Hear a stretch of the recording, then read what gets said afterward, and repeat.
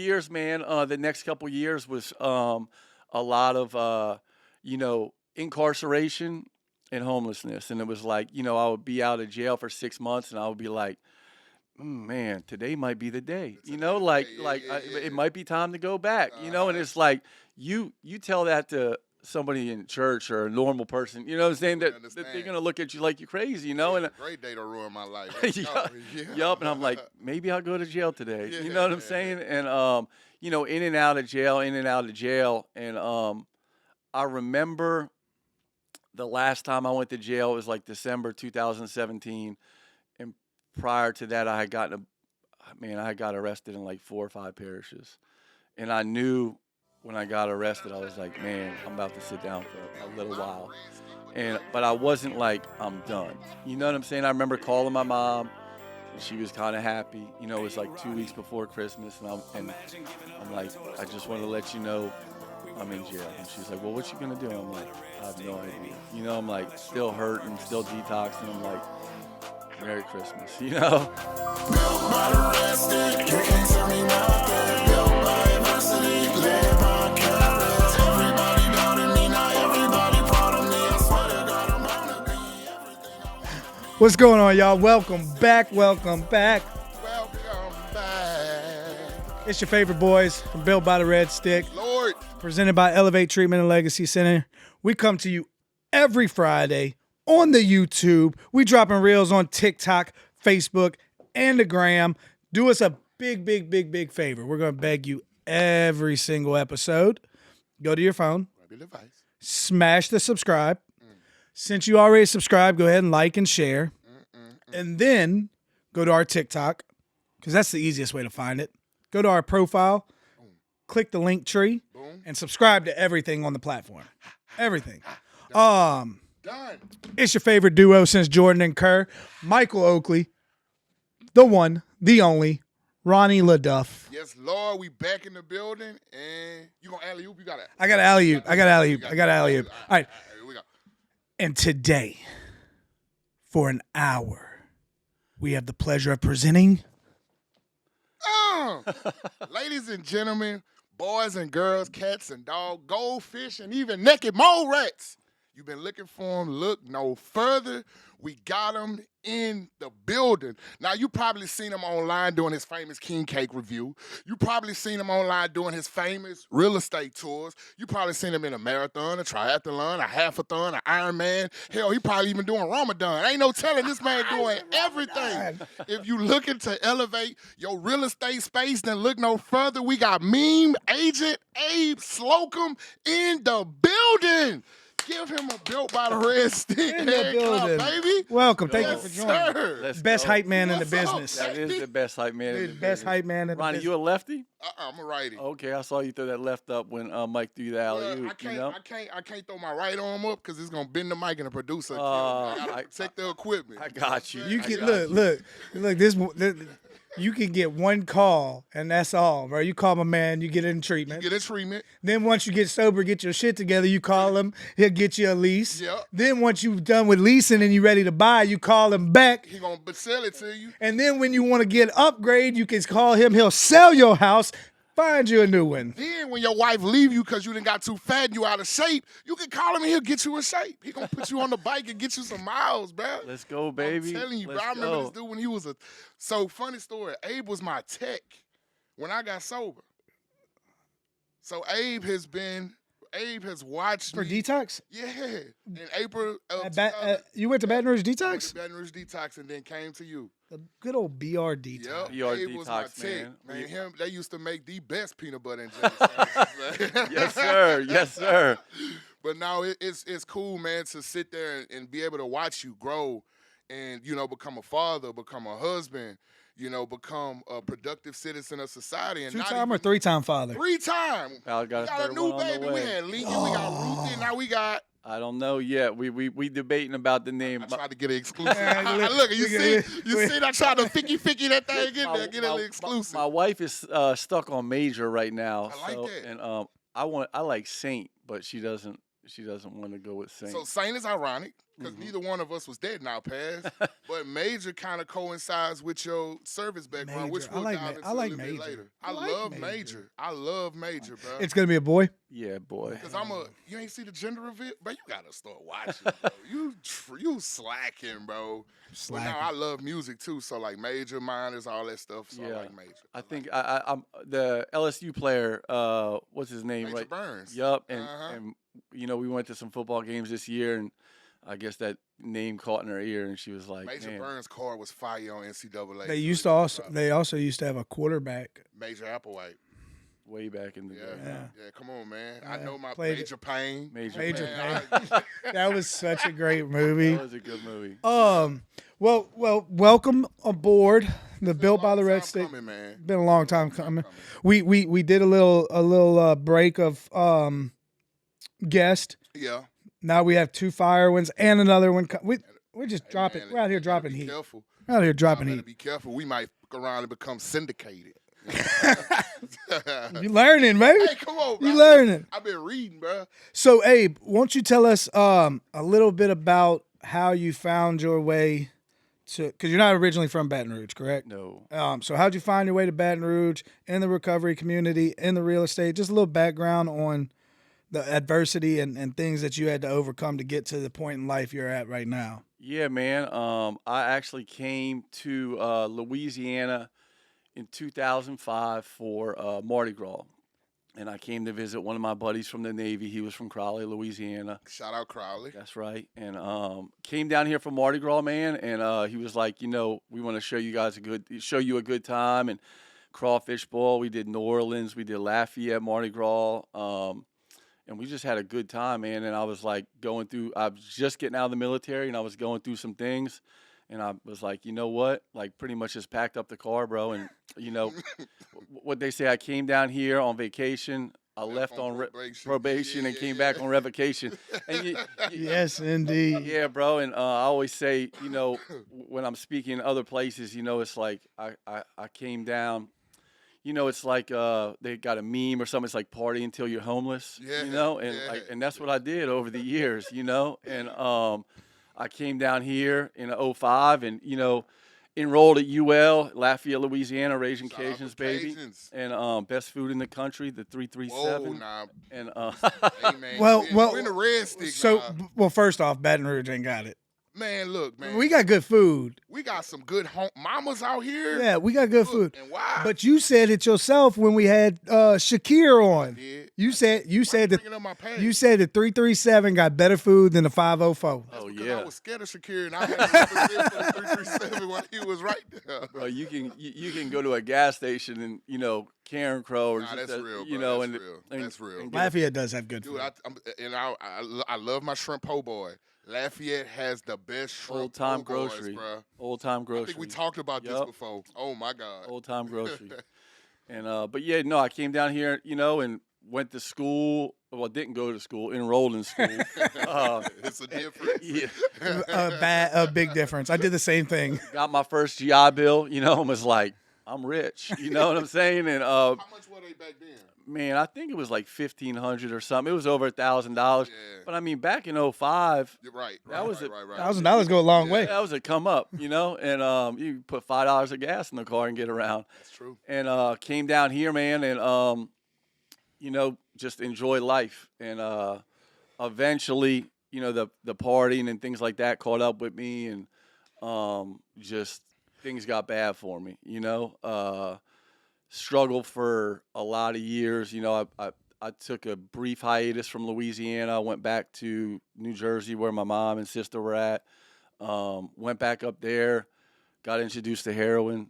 That's that good stuff up there. Oh yeah, That movie Basketball Diaries. Every time I hear New Jersey and New York, I think about that Leonardo DiCaprio movie. yeah. That's Basketball up in Boston, but yeah, that whole corridor, bro. Boston to Baltimore. I mean, drugs is a problem everywhere. Up there, it's like, you know, it's just crazy, man. And I went up there, and you know, my family. I was away from my family. I left New Jersey like right after high school, probably in 2000. So, you know, it's 12 years later, and I'm calling my mom, and you know, I remember getting on the Greyhound bus in Lafayette, bro, and I had a book bag, and that's it, just a book bag, you know. And I was like, but it didn't set in. I was like, man, I'm coming home. I'm going back home. I've been down here, 6, 7 years, and all I have is a book bag, and that's it. And it was like, you look back at it and you're like, man, like I wish I would have stopped then, Yeah. but I did it, man. And that's when things got pretty crazy for me, man. Was up there. My family was never really exposed to it. They knew I was down here. They knew I wasn't doing great when things started to get worse. But now I'm right in their face and things like that. And my sister, love her to death. She's my younger sister, but I always call her like my older sister because she had kids and was mature. And here I am. I'm like, I want to hear that Wu-Tang. You know what I'm saying? And at 3 a.m. And my sister and my mom were like, my sister was like, you're not gonna do this here. You know what I'm saying? Like, and I got in first time I went to like a psych ward, was up there, and then first time I got introduced to I guess what you call like a treatment setting with like Salvation Army, and I remember being in Salvation Army and I was like, I'm looking at everybody in there and I'm like these dudes are tore up. You know what I'm saying? I'm like, I'm not at this level. Yeah. And I kind of used it as a learning experience. I was like, what kind of hustle do you do? You know what I'm saying? Like, I'm like, oh, you can do that with that? I'm like, oh, okay. And it was like, and I was just like in Blow. You know what I'm saying? When he said he went to a prison and he's like, I went with a bachelor's in weed and came out with a master's in cocaine. And that's how I used it because, I just wasn't ready. And eventually, got out of there and I came back down to Louisiana because I had some sense at the time where I said, if I stay up here, I wouldn't be sitting here. I'll be dead. Right. And I knew the game up there was not a joke. And I came back to Lafayette, man, and, got it together for about a year. And then it was probably 2013 or 14, man, I became homeless. And I remember waking up, not waking up, but like I remember being in Girard Park and they got these stages and it's like there's neutral rats. And I remember being like, I'm like, man, all these people, bro, I'm like, they tore up. Like, they won't let me in their house. Like, I don't have nowhere to go. And I'm like, but I was blaming everybody else. I wasn't looking at myself. Been there before. Yep. And I ended up, Salvation Army. I knew about the Salvation Army, so I went there. And they told me about a shelter, St. Joseph's Men's Shelter. Ooh, excuse me. And I don't think it's there anymore. And I went there, and I checked them in, and they had a veterans program.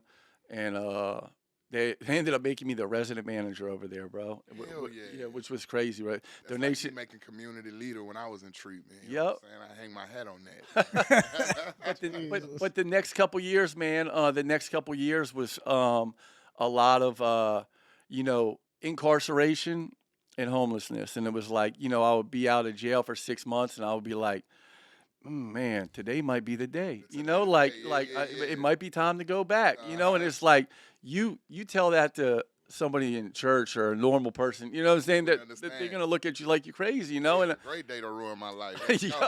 Yup. And I'm like, maybe I'll go to jail today. You know what I'm saying? And in and out of jail.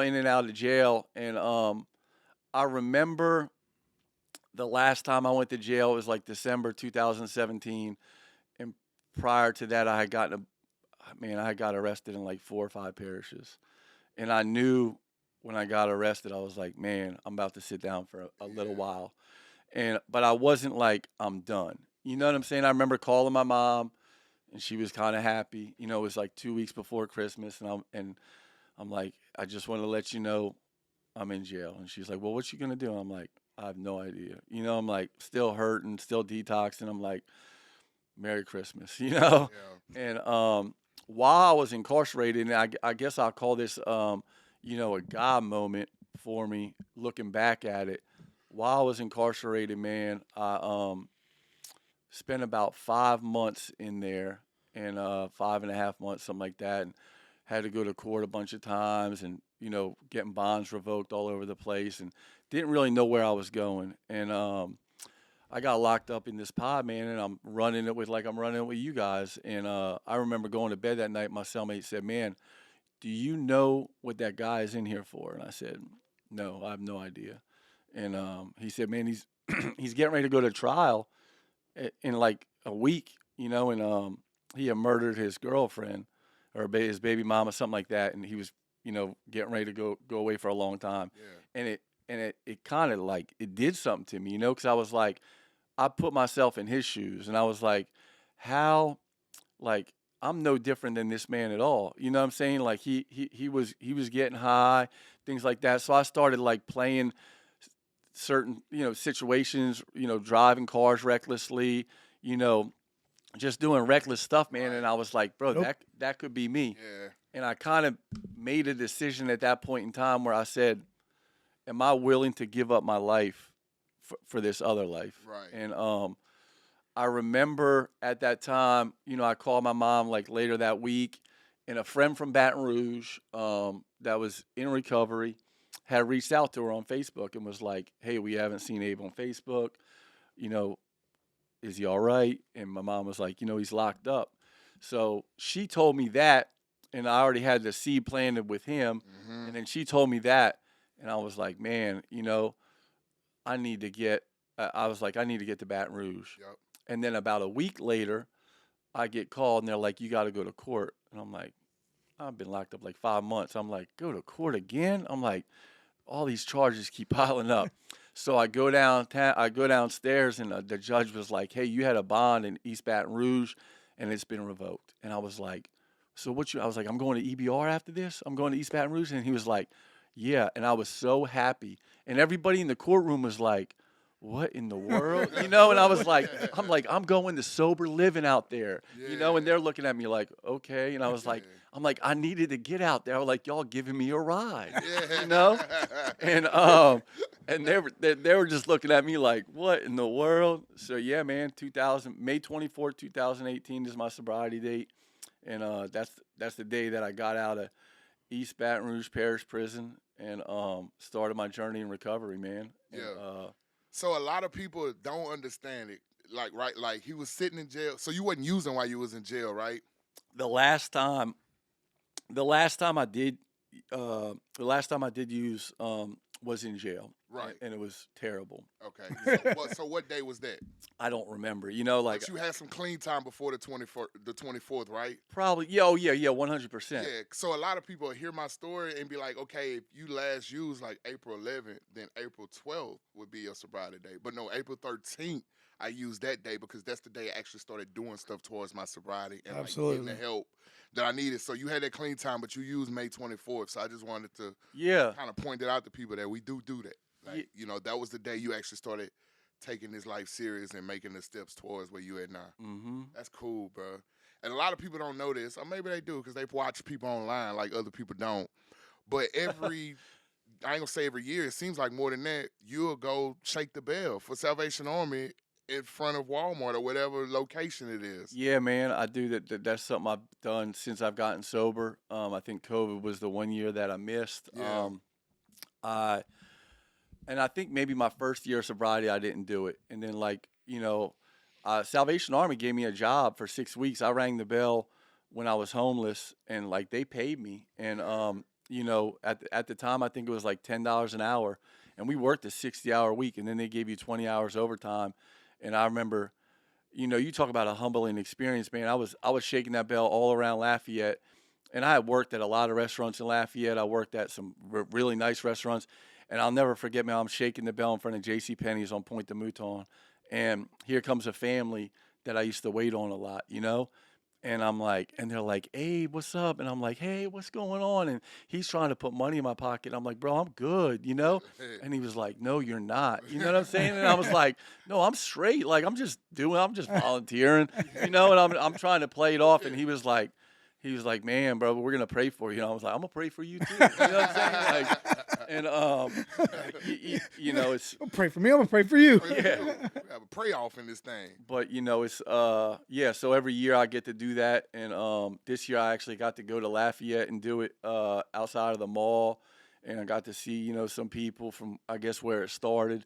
And something that I want to continue to do. And, maybe one day, get to get my kids involved in something like that. Because I'm a big, I love service. You know what I'm saying? I think service is what keeps us going. You know, and it's like, you know, it's a testament as old as time. Help thy neighbor. You know, and service is a big part of my life today. So that's one of my favorite parts of the altruistic movement. Is the service side of it. And just to clarify something, I know some of y'all heard him say he was shaking his bell all over Lafayette. That may mean something. But whatever it means to you, shake that bell. We're not mad at you. So May 24th, you that's the day you got released? Yeah, I got picked up. It was a Thursday night, and I got picked up. And so you went straight to sober living, treatment? A sober living house. My friend had got me, the same friend had got me into what was the Hope House, which is not there anymore. Do we know this friend? She's deceased now. Oh, not. I thought you were talking about the one whose name rhymes with Mo. Yeah, no, Amy Wamble Williams. You know, I've heard you talk about her before. Yeah, rest in peace. And she was, R.I.P. You know, she was that person that you know, helped all this happen. Yeah. The catalyst that drove it too. Yeah. Yep. So from there, we've seen, like, obviously, you know, you got a lot of stuff going on today. What was kind of the things that you found? Of course, you said the service, but like, what transitioned you into the Abe you are? Because I mean, you're always on social media with the meme agent and just producing joy and comedy and laughters for people. For as long as I can remember of being in the treatment industry, you were somebody that can be called to facilitate getting someone into treatment, whether it was your job or just so how did that take hold, and what are some of the things, like, I know real estate and all of that, what inspired that? That growth? Man, I'll be real honest, man. My first year of sobriety was very fear driven. I was, you know, I was on papers in Lafayette. I, you know, restitution to like 3 parishes.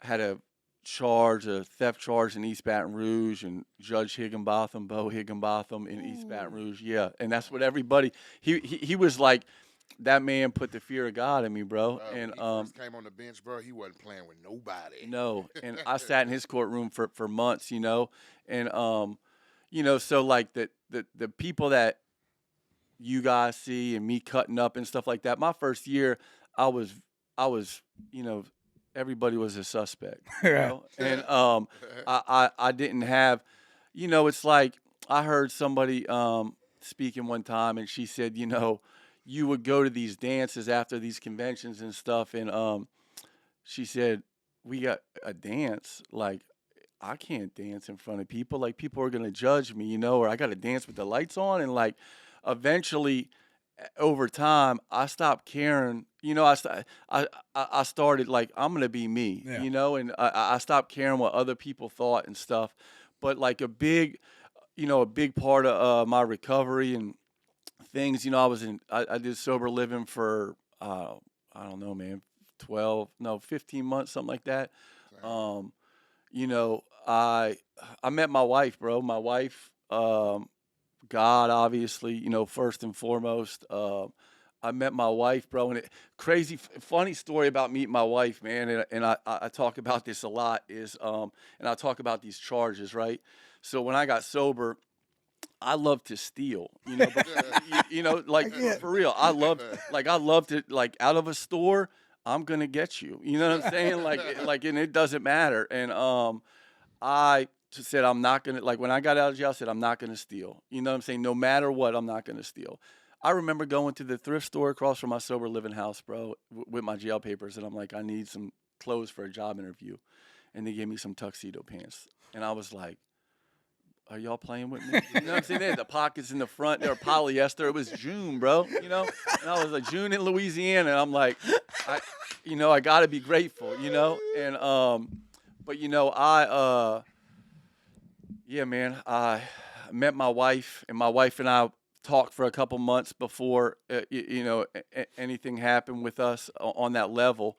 And she was going through some things, and I didn't. My self worth was really low. You know, like I had a lot of stuff going on in the legal system. I didn't know if I was going to go away and all that. And she knew all about that stuff, but she didn't really care about it, you know. And I remember the first time she picked me up and she was like, "We're gonna go to Spanish Town Parade, and then we're gonna go to New Orleans for Mardi Gras." Like Mardi Gras is always a special time for our family. My son was born during Mardi Gras later on, but we're going to her house, and she said, "Man, I gotta make a stop to get some dog food." And I said, "Okay," you know. And we pull up to Target, and I was like, "Man, bro," I was like,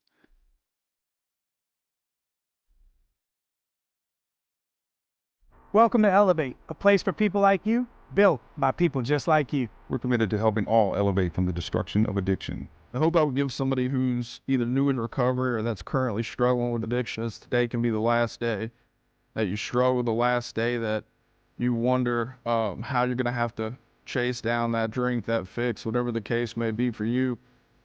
At Elevate, we embody more than treatment. It's about passion, love, understanding, truly being your partner on your path to recovery. Our staff treats substance abuse and co-occurring mental health disorders with a multidisciplinary approach to best fit our clients' needs.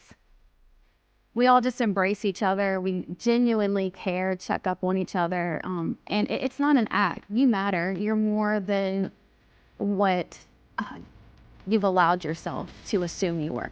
When perseverance, hard work, and dedication meets, success happens. At Elevate, we have a variety of programs to fit our clients' personal needs, such as intensive outpatient, and the aftercare program. If you or someone you know is struggling with addiction, give us a call. Elevate. Do more than recover. Leave a legacy.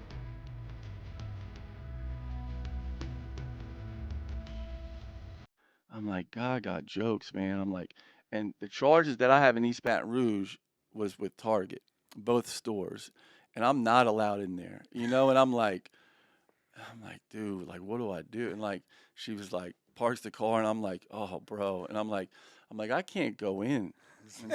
And she's like, what do you mean? And I'm like, I'm not allowed in there, you know. And she's like, okay. And she's like, well, I'm gonna go get the dog food, and I'll be back. And I'm like, all right. And like, she gets out the car, and I remember calling my buddy, and I'm like, bro, it's over with. You know what I'm saying? It's over with before it even started. Like, and you know, she got back in the car, and we went to Mardi Gras. And I remember during Mardi Gras, during that weekend, I had like $40 to my name, bro. And we were at Spanish Town, and I'm trying to be the gentleman and like buy everything for her. And we bought like 2 Bang energy drinks. And they overcharged us like $12, you know. And I'm like, I'm doing the math in my head. Like, I got $28, and I had to get. And I say all this to say, I was honest with her from the jump, you know. And I was like, hey, I don't have money to go to New Orleans and buy you dinner or anything like that. Like, this is what it is.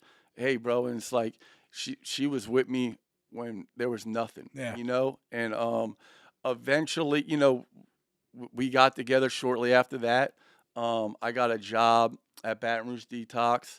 Was Braddock, you know. And I was talking with somebody the other day about that place, man. There's so many people that work there that are like, you know, doing so well. Kind of like you guys with, you know, with the Grove and all that. You guys all started together and flourished out, and now you're doing your own thing and thriving, you know? Absolutely. There's a lot of people that got sober there. Oh, I ain't gonna say you could say got sober there, went through there for detox, that's, you know, doing their thing now. Yeah. I can't say people, that's anonymity. I have to say my there as well. HIPAA, you know. Yeah, golly. But you know, when I remember getting that job, and I was working at Chimes East on Coursey, and I was making really good money. That you was at that one, bro. Golly. I was making really good money as a waiter, and that, you know, somebody called me and was like, hey, they're hiring a tech, you know. And my service work put that opportunity in front of me, and I was like, took a pay cut. Yep. Oh, I took a Sound huge familiar? That's my. I know. And so I was waiting on him to get to that, because the way Abe teched me is how I tech the clients. Because it resonated with me, and I'm like, okay, I want to be like that. Yeah. Because like, you know, okay, I'm in treatment, I feel bad, but it was like you wasn't. You know what I'm saying? Like it was. He made it okay. So, but that's always been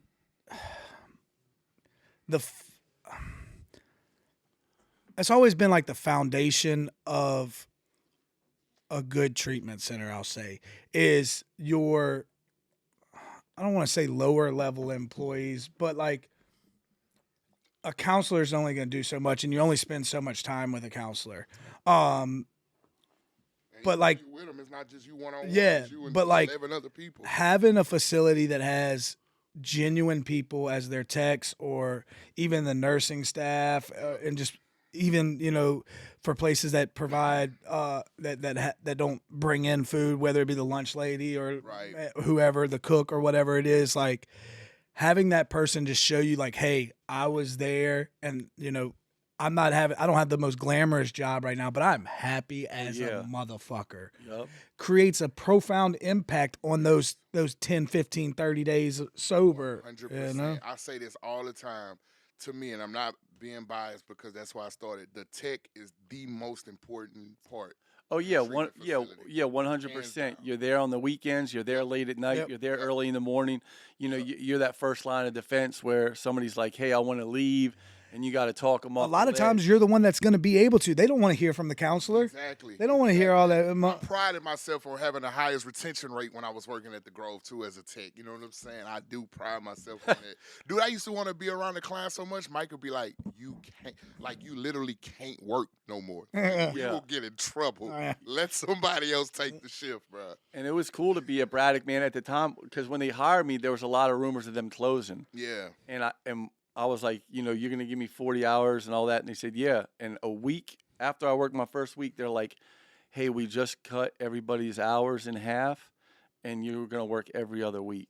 And I'm like, I'm already broke. You know what I'm saying? And I'm like, what? You know? And, you know, just a big, you know, you hear about trusting God and trusting the process and stuff like that. And, you know, I talk with people, and they're like, just, it'll all work out, you know? And at that time, like shortly after that time, you know, Rachel gets pregnant. We were together 3 months.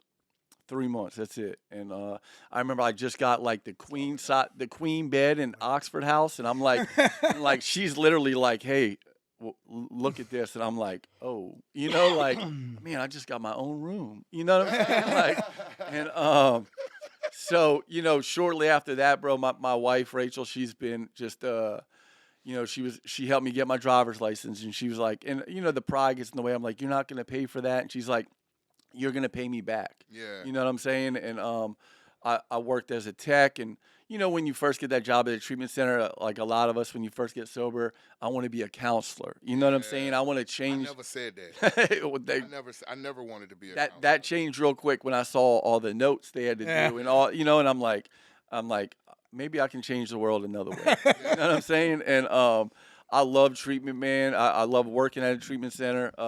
And then, you know, eventually I got moved into admissions. Yep. And that was from being a people person and talking to a lot of people. And when I got moved into admissions, man, I loved it, but it taught me a lot of lessons because, you know, we're supposed to treat everybody with like a sick person, right? Mm-hmm. And, you know, sometimes you're overworked, underpaid, and you're dealing with all these sick people and people calling you in the middle of the night, and then they're not showing up. And it's like, you got to really check your motives to say, absolutely, am I really trying to help this person, or am I just trying to get this person in the bed? And I had to check my motives a lot because, you know, you can't save everybody.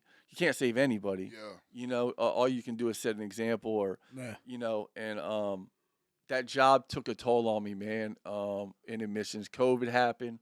You know, so many.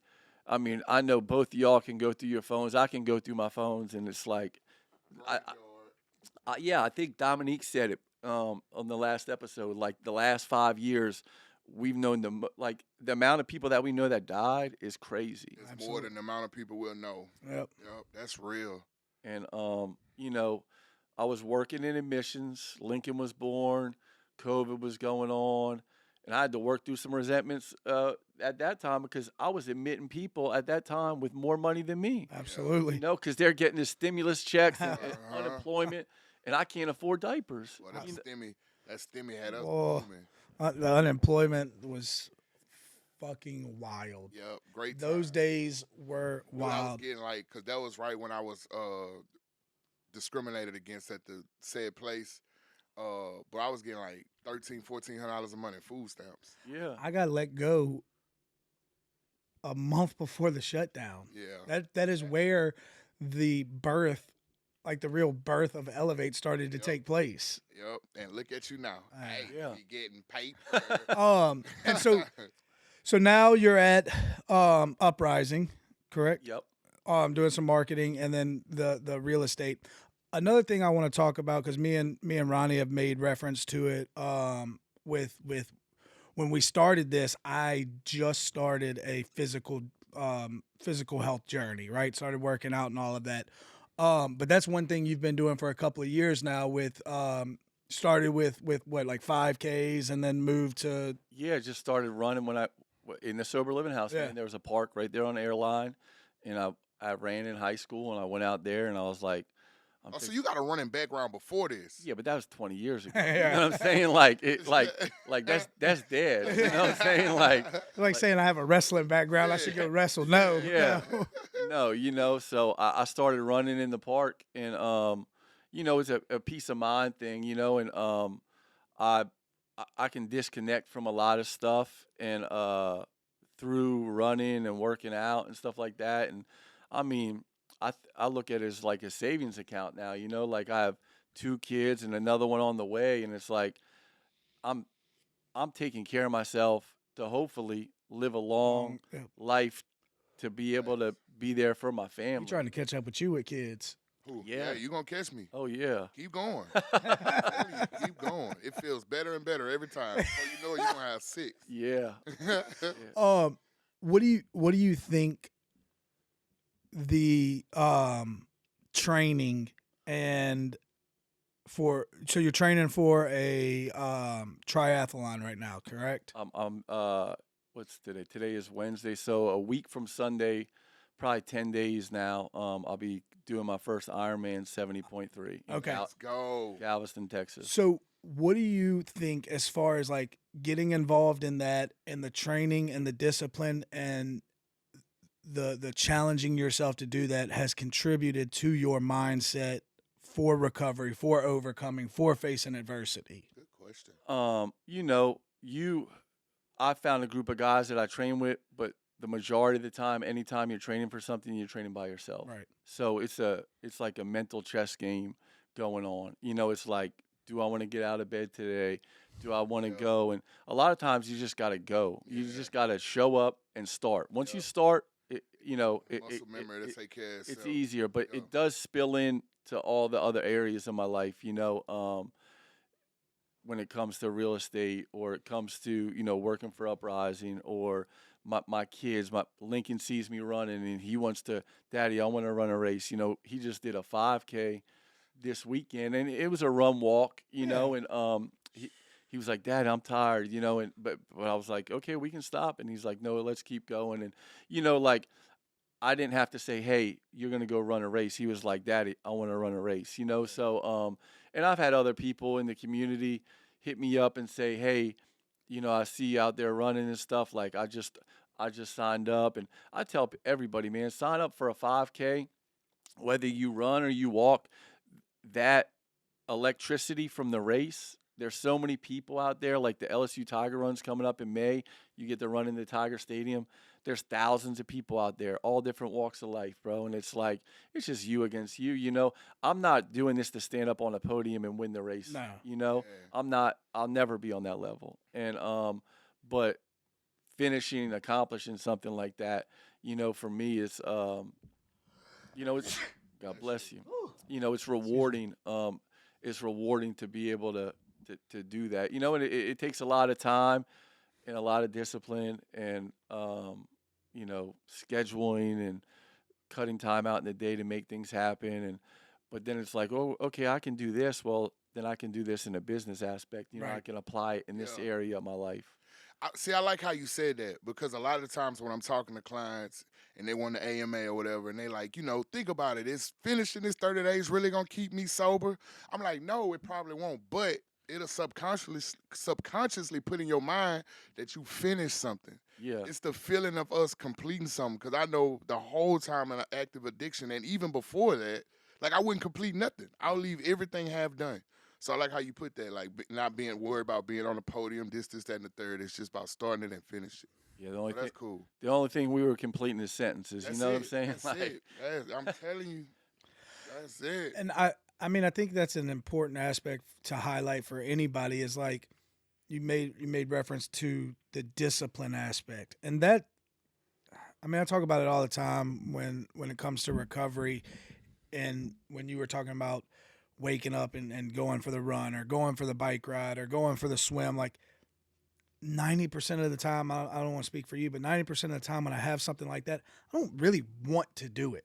Like I'm not enthusiastic about waking up and going to do said thing, but the discipline to carry me through for the rewards at the end of it, for the self accomplishment. We made reference to early in recovery. I think everybody goes through it, not having a lot of self-esteem. But as I start to complete those things, as I keep myself disciplined to actually achieve and actually do something, and actually, that's like you talk about actually completing the 30 days, going to IOP and or continuing with therapy and actually showing up and actually completing those things builds that self-worth that I can actually complete something. And then it carries into our professional lives where it's like, okay, because I can only imagine jumping into the real estate industry is a scary thing. And there's a lot of people who've been doing it for a long time, and you got to get your clientele base up and can I do this? Can I do this? And then if I discipline myself to go to the classes and then get my real estate license and then work under somebody, and I discipline myself to learn as much as I can from them, then I can branch out and build my own client base. Then I make that first sale. I get that first closing. Yep. I've accomplished stuff, and now I'm thriving to get more. Because at the end of the day, it's this. How do I say it? It's the same concept as our addiction, right? Like I tell people all the time, like opiates were my drug of choice. I loved the way they made me feel. Yeah. So in a sense, so that's why I continued to do them. Right, I didn't continue to do them because I hated the way they made me feel. I did them because I didn't like who I was, and they made me like who I was. Mm-hmm. Meth, I hated it. I freaking I did meth one time, got stuck in a bathroom, and just, just pacing, dude. Was pacing. Stuck. I was just stuck walking back and forth in this small bathroom, like I gotta get out of here. I never did meth again, right? And so same concept applies when we're trying to achieve positive things in life, right? We're result oriented, and as I get good results, I'm going to continue. It's recovery. As I continue to get good results in recovery, I'm going to continue. Yeah. So, and I got to give a shout out to my wife again, man, with the real estate stuff.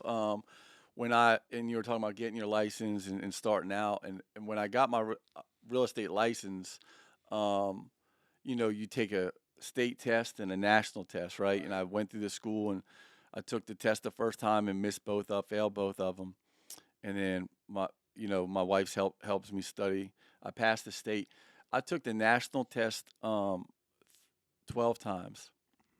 12 times. And 10 of those times I missed it by like 5 points. And you talk about a breaking point, like where I was like, and my wife, after a couple times, she said, I'm studying, I'm watching the game, and she finally was like, hey, bro, turn off the TV. Yeah. And we're going to sit down.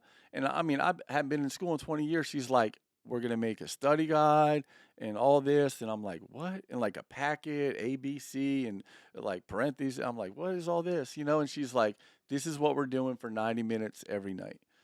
Not every great man's an even better woman. Even better woman, buddy. That sounds like something my wife would try to do. I ain't going back. That is something your wife would do. 100%. And she shout out to Miss Rachel, bro. That's right. Love her to death. Didn't she just recently get some new license too? She completed school. She is at LSU right now getting her master's. Okay. She's gonna be a therapist. A licensed counselor. LAC. Okay. LPC. LPC. Okay. And she's a nurse. She's been a psych nurse. Well, she's a nurse, but primarily psych. She loves that. Yeah, Miss field. Rachel saved some for the rest of us. Yeah. She out here killing it. And she comes from a medical background, correct? Her father. No, her father was actually the DA of Laplace. That's what it was. That's You what I know? remember. You told me the story. I couldn't- Shit, yeah. You know? Because I remember you was telling us that when we was in, I think Lake Charles together, you was telling me the Yep. story how y'all met and you went out there and stayed at their house and you're like, oh. So, like, well, her dad passed away before I was around, but yeah, no, like, you know, the background of her dad being a DA and my background, you know, it's like I'm like, you know, it's like a lot of things didn't mix, but I guess God saw it fit, you know, Right. and we come from two different worlds, you know, and she's been a catalyst in my life to, you know, help push me, and it's cool, Absolutely. you know, like I was talking about working at Baton Rouge Detox and her calling and like, hey, we need formula, and I'm like, I need to come home and get the credit card. And I'm like, I have $8. Yeah. You know what I'm saying? And Formula is high. and she was there to help us. And now she's in school, and you know she's working part time, and now I'm there to help You're her. able to pay and, it- pay it you for know, her. so it's full circle. You know. Dude, that is my story. It's just except we are a little different color. Like when I I got out of remember. treatment, I know your story. yeah, she kept Kayla waited on me hand and foot, and I ain't talking about just literally. I'm talking about with everything, paying my bills, like this, that, and the third. And now she's able to embark on her training career, and I'm able to, you know, do what she did for me for way longer, way longer than I plan on doing. I just work. And you? I just work. Yeah, man, but you got somebody out there right now is looking at this single handsome Stop it. single dad Swipe of two right. boys. You know what I mean? He don't need no stepmama. He just needs somebody to, you know, reassure his Anyway, back to your regular scheduled programming. Because Ronnie wants to be an asshole. No, it's called matchmaker, man. That's Everybody needs you got somebody. enough jobs. I do. You got enough jobs. I do. That's true. So, Abe, before we wrap up, man, what's one thing, like, if somebody's listening to this and relates and has been in and out of the legal system, been homeless, what's one thing that maybe helped you or inspired you that you can impart some inspirational wisdom to our listeners? Man, that's a good question. I don't know if there's like a one answer to that, or you know, recovery in itself in today's world. There's no one shoe fits all. No. You know, it's different for everybody, and you know, a couple years ago I might have been closed-minded to that. And You and me both. Yeah. you know, working in this field, in this industry, and working with people that are struggling and stuff like that, and you know, there's different strokes for different folks, you know, and but I mean, like, if you're breathing, you got opportunity. And I know in the beginning, like, man, thinking back, you know, five years ago to even this time, you know, like, there's no way you would have told me I would have been married with 3 kids on the way, practicing real estate, you know, working for a treatment center, working for Uprising, you know, productive. I got to vote, you know, the last 2 yes, times, indeed. you know, never voted before, you know, driver's license, all that stuff. You know, it's, you know, there's times where I'm like, I'm picking my kids up at daycare and I'm like, bro. What the hell? Yup. Dude, it is like sometimes you just look back and especially when you're in the hustle and bustle of life, and it always seems to be like the carpool line or the daycare line, and I look and I'm like, The gratitude, man. wow. The gratitude. Wow. I'm like, I get emotional sometimes. My Lincoln's like, you good? And I'm like, yeah, I'm straight, you know. I'm okay, buddy. Yep. And you know, just the things to be grateful for, and it's like, I mean, it's like you climbing a mountain, you know. And there's been a lot of downtimes Absolutely. in recovery. You know, we've lost people, and Baton Rouge Detox closed. I got my real estate license the day after it closed. You know, God showed up. Yeah. You know, Uprising called me a month later. Like, God will provide no matter what. Like, I've never missed a meal. You know what I'm saying? I've always had a bed to sleep in. Times I've gotten ungrateful for, I'm like on my knees and I'm like, I got a bed to sleep in. Yeah. You know, and it's real easy to get ungrateful as time goes on because we obtain things, Absolutely. worldly things, right? cars, Yep. the woman, the kids, the jobs, the money, the successes. Yep.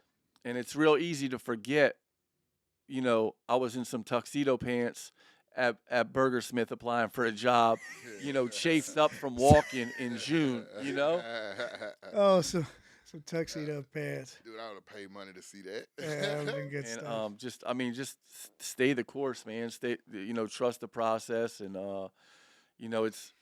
it's a beautiful thing. Any of us can pick up the phone right now and call somebody that we know that's going through maybe we're going through something, maybe somebody else is going through something, and we can find someone that's been through it. And it's like we've heard crazy stories, impossible situations righted. It's like I always say we got the greatest, we got front row tickets to the greatest show on earth. Absolutely, 100%, absolutely, 100%. man. And so, real quick, how can people find you if they ready I was to? just about to ask that. My bad. No, you good? No, you do it. When they ready to elevate they I did I that. see When they what you ready mean. to elevate their portfolio, a portfolio, how can they find you? The easiest way, thank God for the internet, right, is hashtag meme Agent Abe, MEME Agent Abe. That's it. You can find me on there. I'll be cutting up on reels or selling houses or at a recovery convention or You definitely gonna catch them at one of them. Yeah, Absolutely. For sure. You gonna be in Marksville? Marksville. Yes, I'll be there for at least one night. I will be there. Be there together. Let's get it. Let's Yes, go. sir. Hell yeah. Well, My worst time of the. Ronnie, it's your worst time of the show. I hate it. We gotta wrap up. We gotta close out. We appreciate each and every one of y'all. Wouldn't have so many kids if you wrapped up.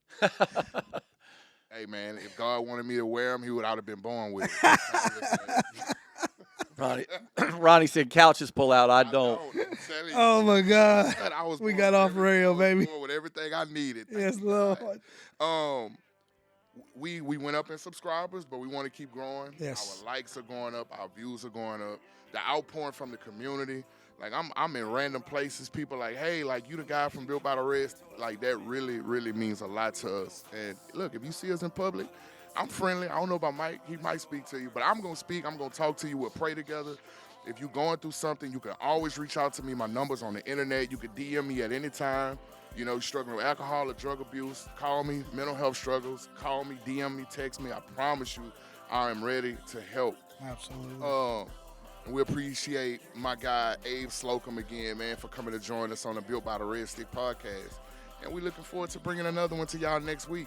And as always, we'll be back at the same time, at the same place, with the same producer. Built by the Red Stick, Yes, baby. Lord. Built by adversity, led by courage. We love y'all.